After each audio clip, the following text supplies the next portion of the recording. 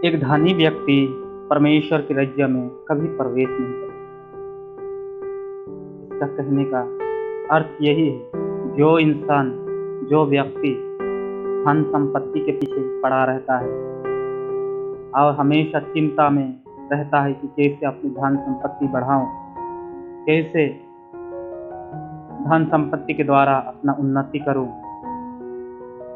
वे इंसान अपने जीवन में कभी भी परमेश्वर को पहला स्थान नहीं दे सकते, क्योंकि उसके जीवन में ईश्वर से पहले और एक चीज है, वो है धन।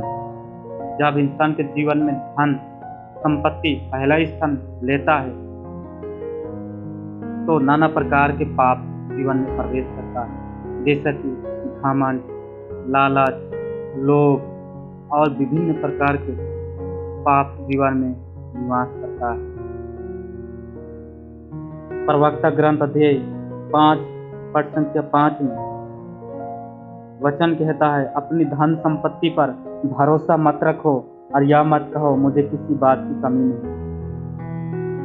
एक घमंडी धन संपन्न व्यक्ति हमेशा अपने धन पर घमंड करता है, कहता है मुझे किसी बात की कमी नहीं, मेरे जीवन में सब कुछ है, और वे हमेशा और अपनी धन संपत्ति को बढ़ाने के लिए परिश्रम करते रहता है, डींग मरता है और अपने धन संपत्ति पर भरोसा रखता है। परमेश्वर स्पष्ट रूप से वचन में कहता है, अपनी धन संपत्ति पर कतई भी भरोसा नहीं रखना, क्योंकि जो मनुष्य अपनी धन संपत्ति पर भरोसा रखता है उसे अंत में निराश होना पड़ेगा।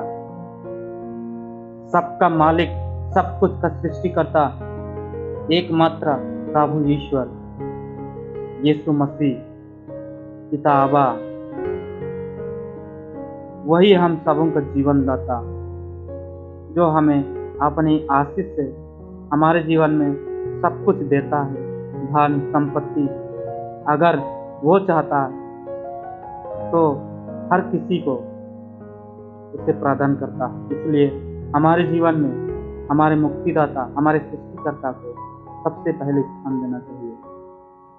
आज के समय में बहुत सारा मनुष्य धन के पीछे पड़े हैं। अगर हम इस समय में एक धनवान व्यक्ति को देखते हैं तो हमेशा वह बेचैन और हमेशा परिश्रम करते रहता है कि वे अपने धन को किस प्रकार बढ़ाएं, कैसे इस जीवन में वह किस तरीके से और धन कमाएं, और उसके जीवन से परमेश्वर के स्थान धीरे धीरे कम हो जाता है। और इसलिए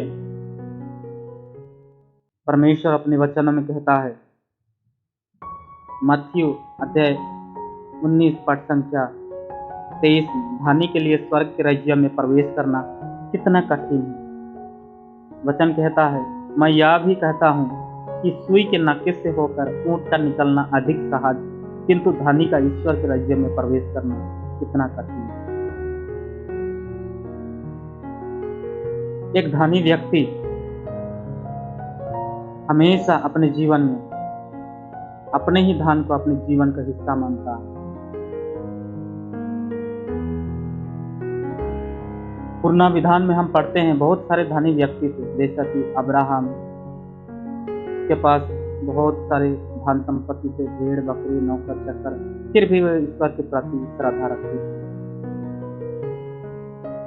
अय्यूब के पत्री में पढ़ते हैं, अय्यूब एक बहुत ही धनवान व्यक्ति था, लेकिन वो परमेश्वर से भय करता था और परमेश्वर को श्रद्धा करता था।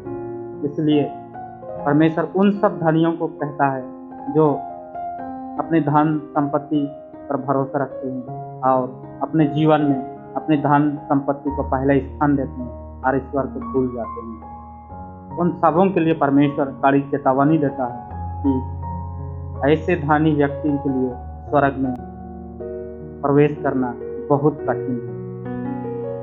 इसलिए प्यारे माता पिता भाई बहनों,